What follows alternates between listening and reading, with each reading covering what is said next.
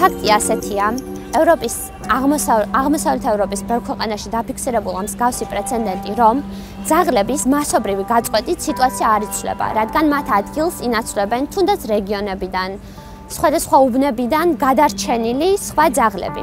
ისინი ხდებიან უფრო აგრესიულები და მასის მიმართ უფრო მეტ აგრესიას ამჟღავნებენ.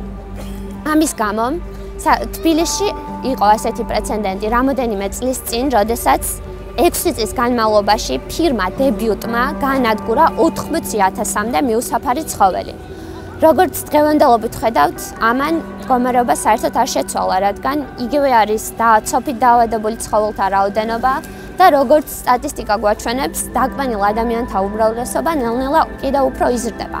ჩვენ უნდა გამოვიყენოთ აღმოსავლეთ ევროპის უკვე გატარებული რეფორმები. უნდა მოხდეს ძაღლების სტერილიზაცია და არააგრესიული ძაღლების ისევ თავის ბუნებრივ პირობებში დაბრუნება და არა მათი ასე არახუმანურად ხოცვა ჟლეტა, რადგან ეს პოპულაციის შემცირებას არავითარ შემთხვევაში არ გამოიწვევს.